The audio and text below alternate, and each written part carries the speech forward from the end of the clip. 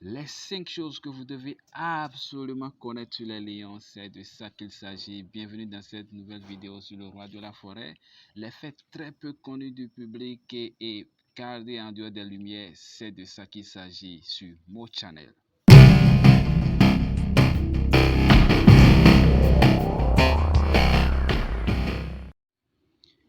Salut à tous, ici c'est Maurice et bienvenue dans cette nouvelle vidéo de Mo Channel, la chaîne par excellence pour apprendre et découvrir le monde magnifique des animaux, vivre et ressentir la vie animale sous toutes ses formes et dans ses différents aspects. C'est l'objectif de cette chaîne et si vous êtes nouveau sur cette chaîne, je vais vous demander de vous abonner et d'activer la cloche de notification pour ne rien manquer de mes toutes nouvelles vidéos. Suivez-moi alors du début jusqu'à la fin dans cette vidéo et je suis sûr que vous allez découvrir des choses. À tout de suite.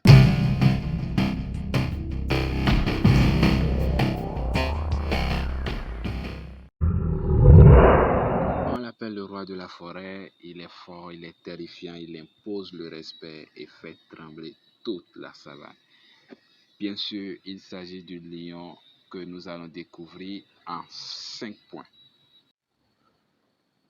Le premier point très important est que le lion est un mammifère de la famille des félidés. C'est un carnivore et le mâle adulte est aisément reconnaissable à son importante crinière et accuse une masse moyenne variable selon les zones géographiques.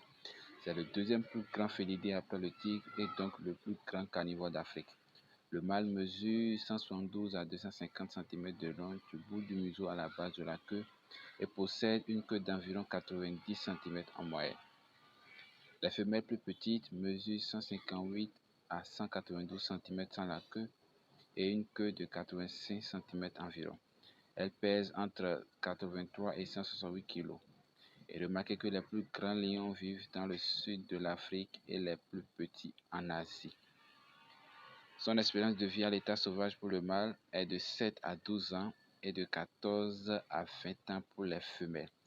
Mais en captivité, elles peuvent aller au-delà de 30 ans. Oui, elles peuvent aller au-delà de 30 ans. Et le record du monde dans la vie sauvage est détenu par un lion du Transvaal de 313 kg en Afrique du Sud. Il est communément admis que les lions sont plus rapides que les mâles et peuvent atteindre des vitesses maximales proches de 60 km/h. Mais cette vitesse ne peut être maintenue que sur de très faibles distances.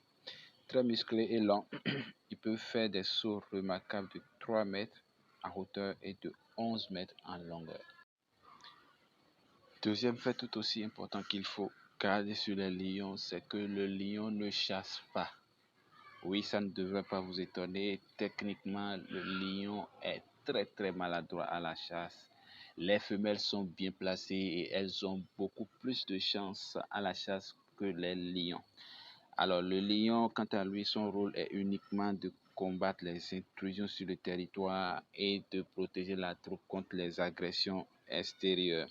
D'abord, nous devons faire remarquer que, contrairement aux autres fauves, les lions vivent dans des troupes, des unités sociales permanentes dirigées par un mâle dominant. Alors, le mâle dominant, c'est lui le chef de la troupe. Il est chargé de combattre tout ce qui vient de l'extérieur comme menace pour la troupe. Alors, les mâles ont très peu de chance à la chasse, donc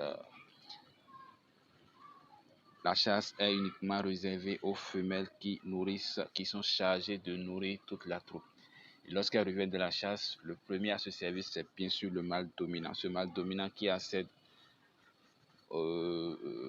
à la tête de la troupe parce qu'il a évincé un autre mâle de la troupe et a pris sa place. Et remarquez que dans ces vieux jours, le lion devient solitaire, chassé d'abord par un autre plus vigoureux, plus fort, qui prend le contrôle de la troupe. Et ils vivent désormais solitaires, errant ici et là, se nourrissant de charognes, des carcasses pourrissants, et se font même des fois manger par des hyènes. Troisième point très important qu'il faut retenir sur les lions, c'est que l'accouplement a lieu toutes les 15 minutes et 50 fois par jour. La période où la femelle est fécondable dure 4 jours et est appelée œstrus. Chaque rapport également dure 30 secondes environ et c'est uniquement la pénétration qui déclenche la ponte des ovules qui seront fécondés par les spermatozoïdes. Pas de saison de reproduction définie, le mâle vérifie la fécondité de la femelle grâce à l'organe de Jacobson situé sur le palais sous la surface intérieure du nez. Et pour s'accoupler, la femelle se met dans une position appelée lordose qui permet une meilleure pénétration. Alors, vous imaginez la rencontre d'un lion avec une autre espèce sur le même territoire et bien ce croisement peut donner des têtes très bizarres. En effet, les félins hybrides sont le résultat d'un croisement entre deux félins d'espèces différentes. Ce croisement est souvent le résultat de l'intervention humaine, mais peut aussi plus rarement avoir lieu spontanément en milieu naturel. On les appelle généralement les hybrides, mais ils ne sont pas une nouvelle espèce car ils ne sont pas fertiles entre eux. Ils ont le même comportement sexuel que leurs parents, mais ne peuvent pas se reproduire entre eux. Seuls les hybrides femelles se révèlent fertiles, les mâles sont toujours stériles. Alors, le nom des hybrides sont composés de la première syllabe du père suivie d'une syllabe de la mère. Retenez alors que le croisement entre un lion et une tigresse donne un ligre, celui entre un tigre et une lionne donne un tigron, entre un lion et un jaguar donne le liguar, un jaguar et une lionne donne un jaglion, et un lion avec un léopard donne un liard, et enfin un léopard avec une lionne donne un léopon. Alors, cinquième et dernier point très important qu'il faut savoir sur les lions, ce sont ses concurrents directs.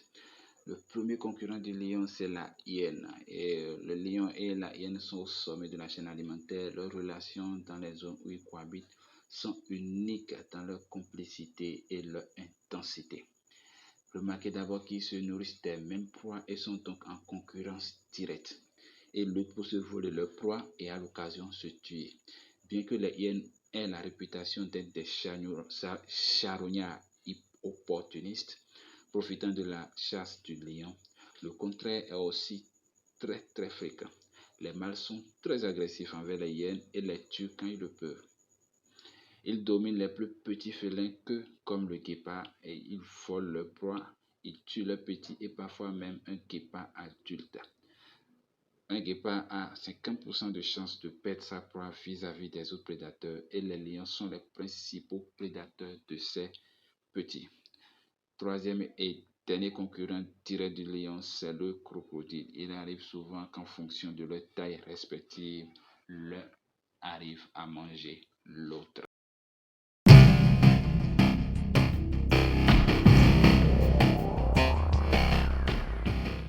Voilà, nous sommes à la fin de cette nouvelle vidéo. J'espère vraiment que vous avez beaucoup apprécié les lions.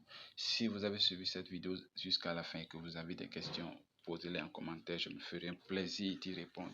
Et n'oubliez pas de liker la vidéo et de vous abonner.